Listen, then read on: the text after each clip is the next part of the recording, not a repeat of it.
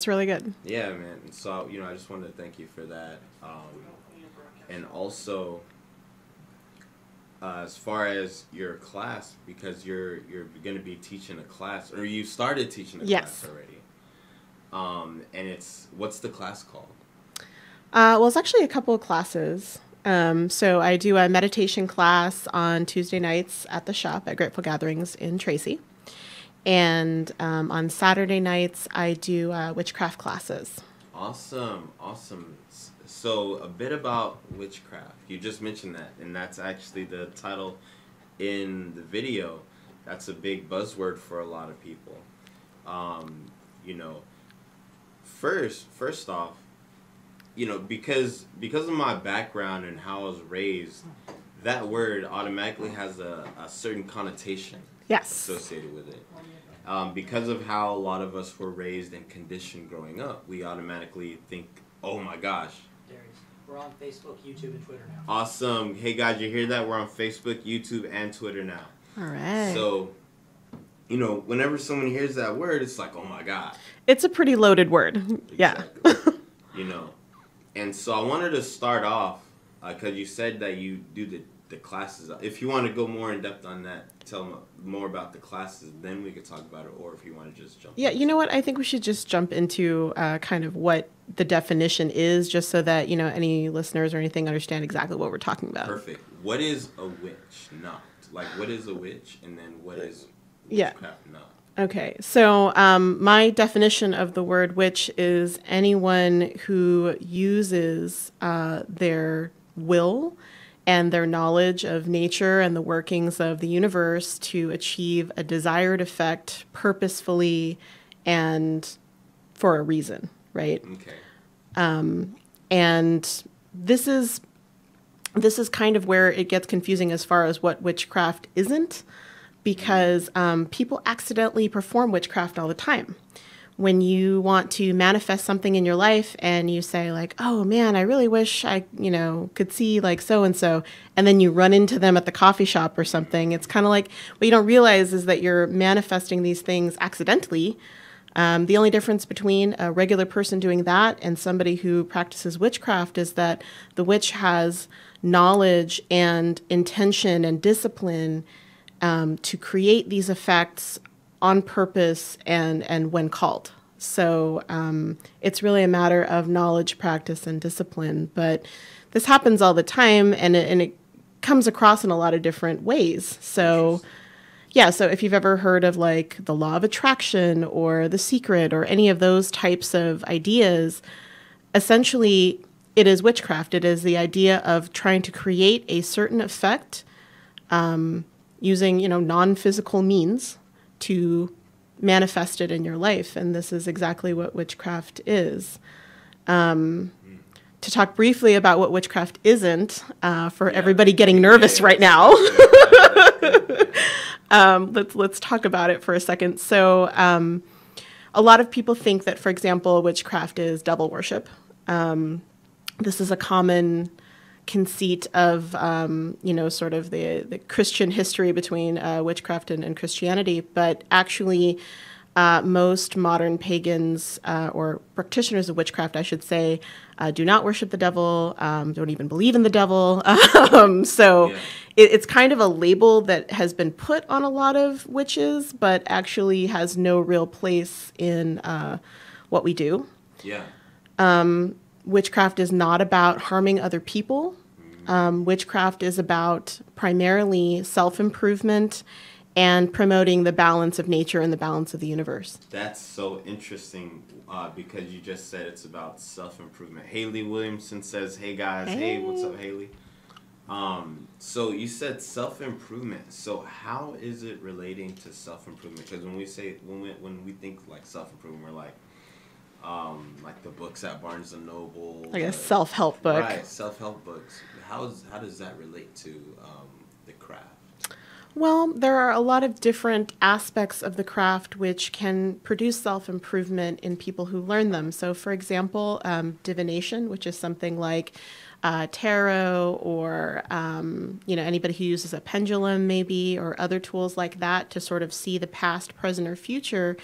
sometimes having that extra knowledge helps you understand situations in life differently and therefore behave better, plan better, or deal with conflict in a healthier way, because it gives you some added perspective beyond what you know just by yourself.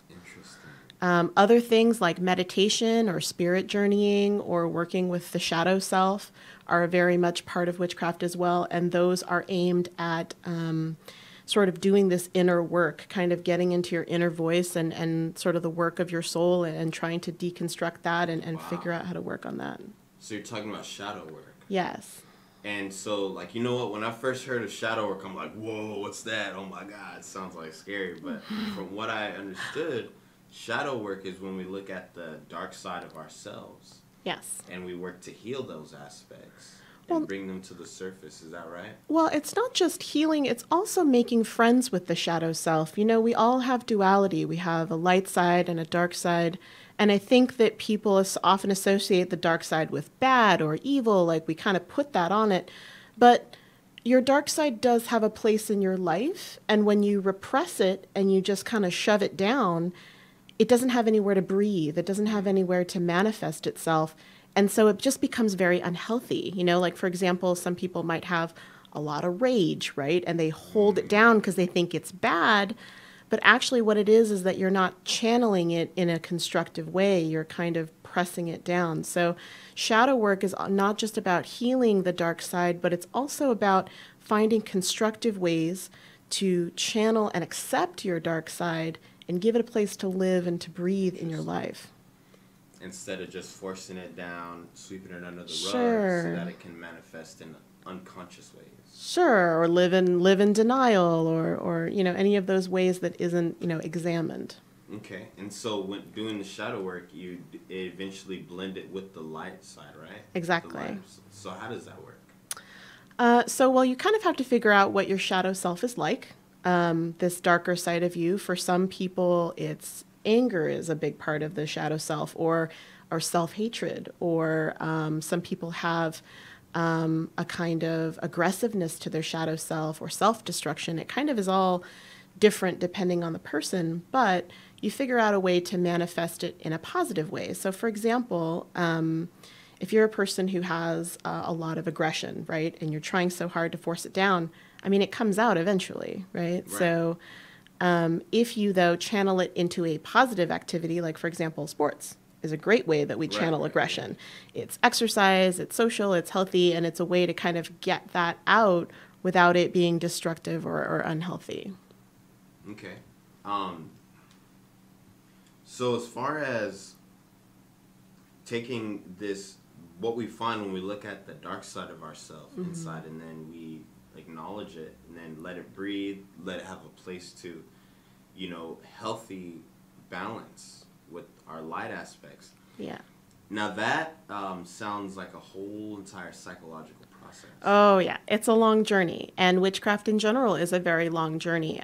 For people who are practitioners versus just people who are benefiting from witchcraft, the witch is somebody who has to be morally responsible, somebody who has to know themselves extremely well, and to work on those parts of themselves that are not so nice. And that's part of the discipline of it is learning how to deal with those parts of yourself that are flawed or that need work. Wow. So it's a very long process, and you find all kinds of nasty things about yourself that you didn't want to know. Wow. So like things that are deep in the subconscious. Yes, exactly. Interesting. Because see, this is a layer that you know, when you go in depth, it's not something a lot of people really talk about or associate with witchcraft. Yes, a lot of times people are attracted to like the flash bang of witchcraft, like, oh, I can make this happen. And it's like, okay, that's part of it for sure, like manifesting things or doing spell work to bring certain events or effects into your life. But there's also this sort of underside of it where you have to work on your inner self, because it's not just about manifesting things in the outside world. It's not just about, you know, money or love or whatever it is that people like to try to manifest for themselves. It's also about self-correction and finding your inner higher guide, your inner self that can work through sort of those challenges that you have karmically, and to be a balanced person. So karmically related to like things like in the past lives.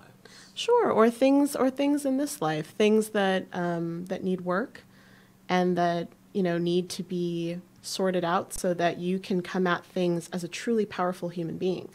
Because if there is a part of you that is always shoved down and not expressed, you can't access your true power because you're only dealing with half of yourself. Interesting. And witchcraft often is about dealing with the light and the dark. It's about finding the balance, finding the time when it's time for light and when it's time for dark. Neither one is objectively good or bad. The good or bad of it is a very human concept. Right. But energy itself has no moral compass. It is just itself, and the way we use it is the good or bad of it. So it's kind of like it reminds me of the Wizard of Oz in the sense that right in the beginning, the way that most people see it is, are you a good witch or a bad witch? Right. It's, or, do you do this or do you do that? It's more about the person and how much they worked on themselves. Sure. Absolutely. And also what they're using their craft for. So, I mean, there are all kinds of things that we consider to be, good most of the time, and in some situations are bad, right? Like, for example, being kind to other people is something like, oh, it's always good. But if your kindness is basically lying to another person or trying to make them feel better about something rather than trying to help them see the truth, then I don't know, then truth is really the right thing and being kind isn't the right thing, right? I mean, it's very much about taking responsibility and knowing when is the appropriate time for certain magical actions and when is the not appropriate time. Okay, wow. So sounds like something that's very, very, very intentional. Yes, absolutely. The idea is to have mastery over the self so that everything you do in this world is intentional, because if you are a powerful being, if you are a person who can do amazing things, with that power comes the responsibility to make sure that you are using it appropriately. Exactly, man. Uncle Ben knew what was up. Power comes great Exactly. Okay. I really appreciate you explaining that aspect of it, because I have a coworker that I work with that showed me a video, because we were talking about this very subject, and she showed me a video about a movie called The Witch, I think it was called. Oh, yeah, terrible movie. And, what's your take, what's your opinion on that? I don't know if you've ever seen it. So, I have seen it. Unfortunately, because witchcraft has such a complicated history with Christianity and with the church, there are a lot of negative beliefs about witchcraft that just, frankly, are not true. In early Christian and Jewish traditions, actually, people who were Christian or Jewish did perform witchcraft. They would banish demons or summon angels. They would cast magic circles to protect themselves during their work. It was something that, in its early history was part of the tradition, but at some point the church decided that, going to your local wise woman or something like that was not a good thing, that you should come to the church instead. Is that what had to do with like patriarchal? Sure, yeah, there's a lot society? a lot of witchcraft persecution actually is rooted in sexism. There were hundreds of thousands of women who were put to death during the 400 years of witch persecution, because it was sort of just an accepted misogyny. It was a way to express anger, especially at independent women who were outside of the system. So there's a really negative history there that I think still kind of persists as far as these symbols today. And it's a really unfortunate association that I think is kind of difficult to overcome. I have definitely, in my experience as a witch, been put in situations where I have, introduced myself as such to someone who wasn't necessarily open-minded about it. And they were like, oh my gosh, you worship the devil and all that? I'm like, well, no, actually, I don't believe the devil exists at all. But, Oh, wow. That's, you know, that's probably a new one for a lot of people out there. but yeah, I mean, a lot of times the work we do has nothing at all to do with doing harm or black magic or anything like that. It's really about promoting balance and also promoting the well-being of the self. Okay. There was also something that I heard. Related. It's called the threefold law. Yes, yes.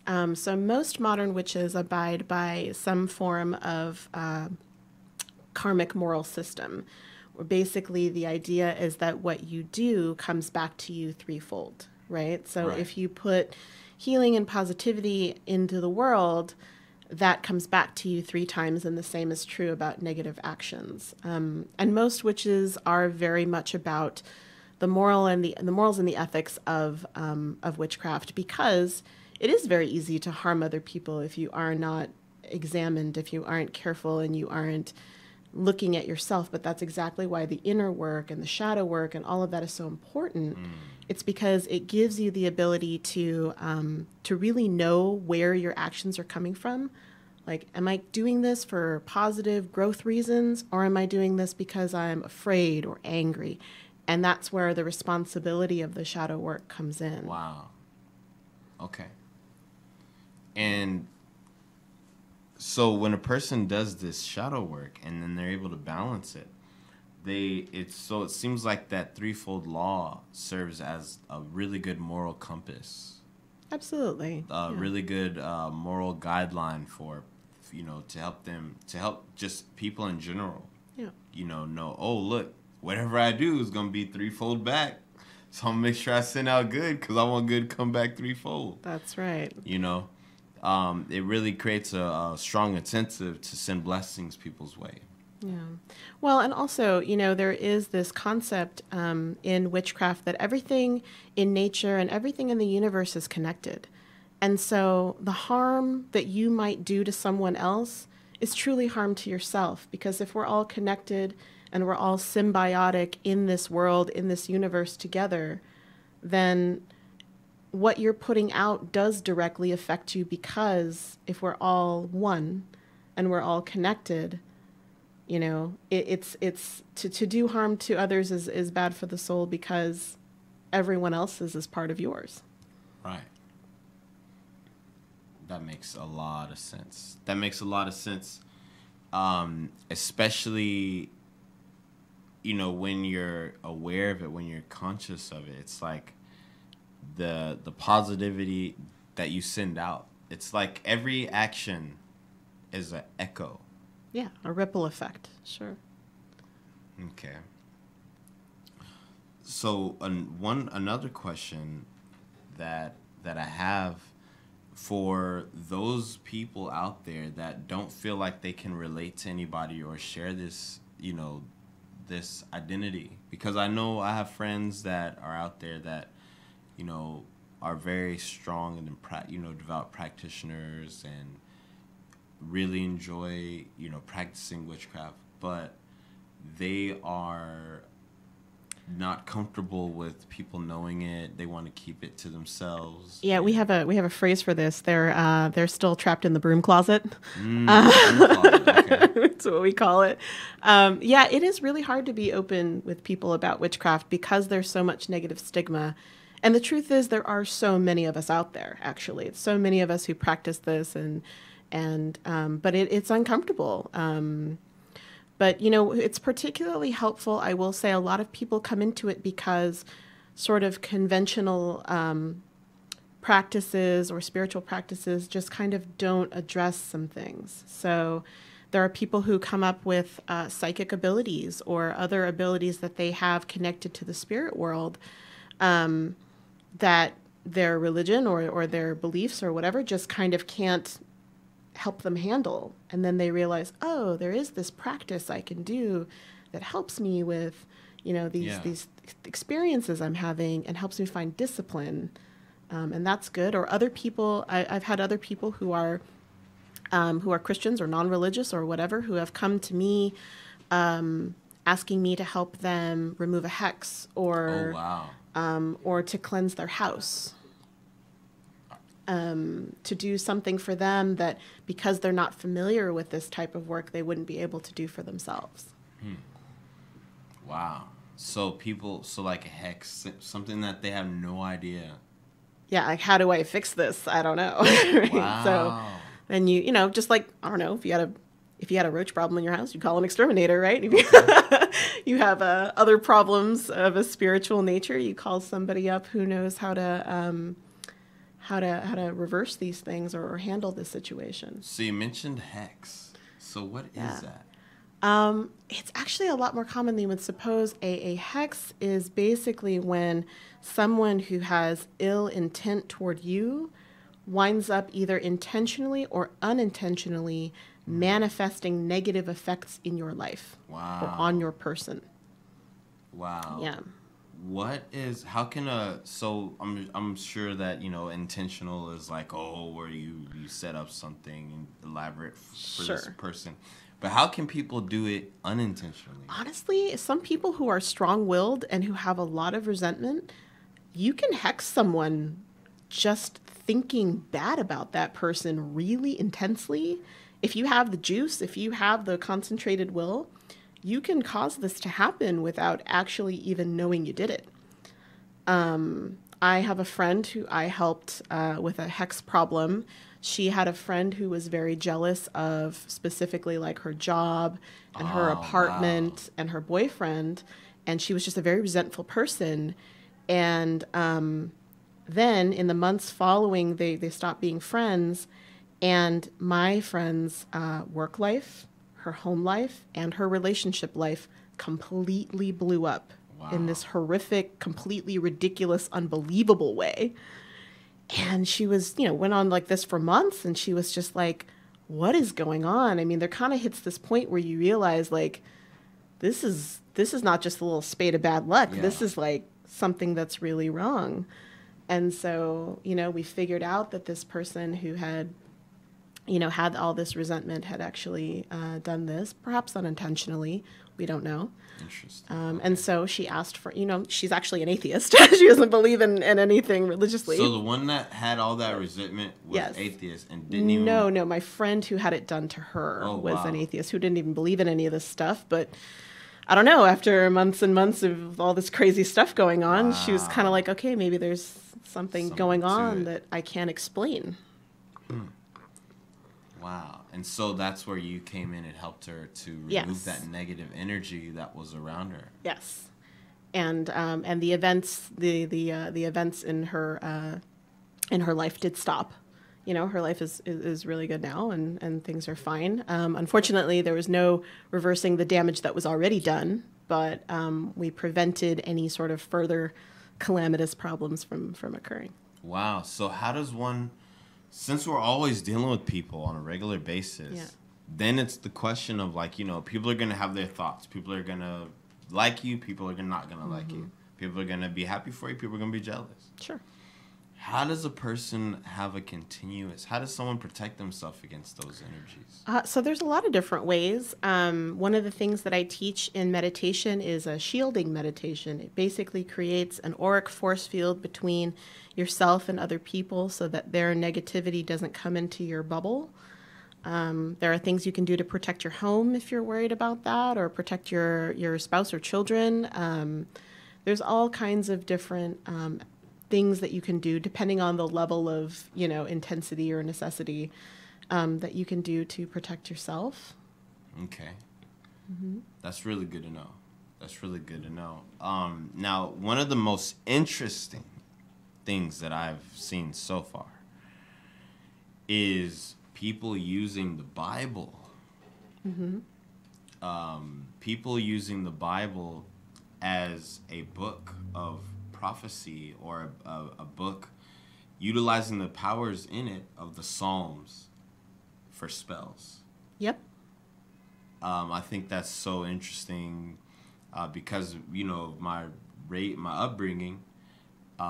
What's your take on that? I mean, I think that anything that is holy and meaningful to you does enhance your spell work.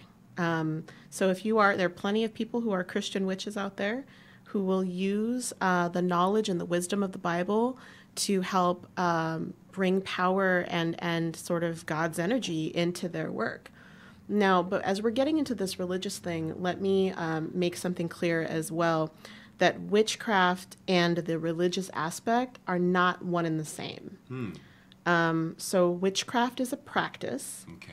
And then there is paganism or Wicca or other things associated that are a belief. Okay. So that is why witchcraft can be practiced by someone who is religious of any kind, or someone who is an atheist, someone who is just agnostic, non-religious, because it's a practice, it's something you do. Whereas all the other beliefs, they can be incorporated, but they don't have to be. They aren't, strictly speaking, the same thing. And I think they kind of come together because a lot of witches are pagan. But the practice itself and the religious aspects are completely different things. So that's why it can have such a universal appeals, because it comes from all different streams of belief. Like you can bring things from any type of tradition because it's not exclusive to a religion. It's a practice. Yeah, and there are practices that you can, I mean, there are some very strictly atheistic witches who use the powers of nature or use their own will to achieve certain effects, and it has nothing at all to do with anything religious. And then there are witches who will take from their own religious traditions or other religious traditions and use that and incorporate it into their witchcraft. I'm sure everyone is wondering, well, what kind are you? Put you on the spot. Yeah, so I'm a pagan, eclectic pagan. So I'm and paganism is very much a practical religion in the sense that it's about taking the benefits of all kinds of different religions and utilizing them. Basically, we believe that all religions are true, that there is a certain special knowledge that each religion has, and the practitioner of pagan traditions will take the ones from whichever traditions that they fit best in their world and in their lives, and incorporate them. So religions that are alive and well now, and religions that are dead, and of all kinds. Awesome. Thank you for sharing that. I appreciate it. Yeah.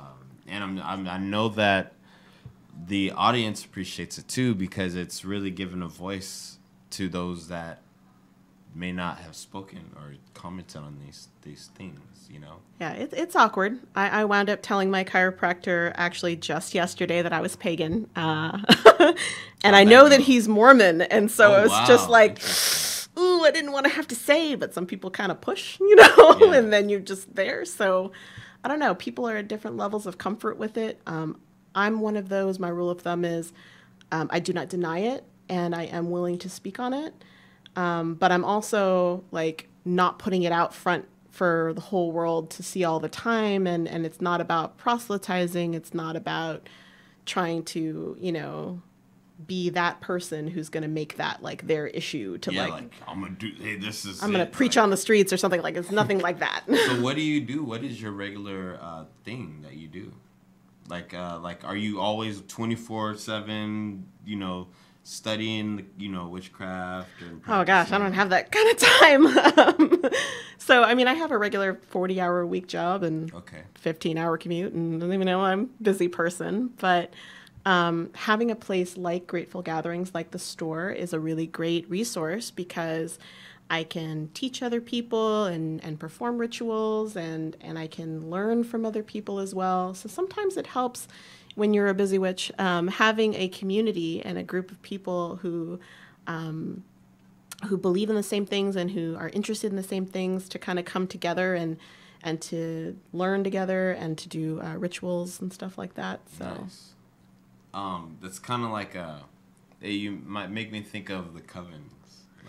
Yeah, and that's a whole other side of witchcraft as well. You have people who are solitary, who practice alone, and then you have people who are just sort of in informal learning and teaching circles, which is kind of like what we have at Grateful Gatherings. But you also have covens, a sort of established hierarchy of witches, usually secret. And they have their very specific traditions and their rules and their society together as witches who perform magic together and who are each other's magical community. Wow. Wow. Wow. So there you have it, guys. So this is our first meeting with Aoife. I want to ask, how can numerology be incorporated into witchcraft? Oh gosh, so many ways. Do we have time? Sure. Well, we got about how much? 5 minutes? Or about 2 minutes? Okay, so very quickly, a lot of witches read tarot, for example, and numerology is very much part of tarot, as you know. But the other thing is, there's times for performing witchcraft. There's good times and bad times, sort of auspicious times and inauspicious times. And specific dates and numbers can be used in that sense to kind of figure out, is this the best time or is this the right number of things to do at a specific time? Because it's about being in flow with nature and knowing when is the right time. So I find that numerology is really good for that in witchcraft. Awesome. So thank you. Just for everyone that is watching and been like, he didn't tell us about the number of the day. Number of the day is the 28th. My life path exactly comes out to the number 28. So this is a number that is in resonation with my particular life path. 2 and 8 adds up to 1. The number of the day is 1 altogether. 28 coming from the 2 of Wands. Then it boils down to a 10 when you add the 2 and the 10, which is the Wheel of Fortune. Then you have the 1, which is the Magician. Then altogether, the 28 plus the month, that's 30. Now that's 40. Plus the year, which is 11, that gives you 51. And the 51st card in the tarot is actually the King of Swords. So today is a day that's influenced by the 2 of Wands and the King of Swords. So if you guys have any questions about what that means for you and what your personal numerology is for today, message me, call me. My number is 209-898-4103. However, I want to also ask, how can people reach you, Aoife? Oh, okay. So I'm on the Grateful Gatherings page all the time. You can look them up on Facebook. I also have my own Facebook page called Services by Aoife, and that's spelled, it's Gaelic, so it's spelled AIFE. Okay. And so anybody who has questions or wants to contact me can do so on Facebook. Awesome. Thanks for being on the show. High five. Thank you. And awesome. Thank you guys for tuning in. This is Darius with Divine Numerology, and we have Aoife on as our guest today. Thanks for tuning in, everyone. Peace.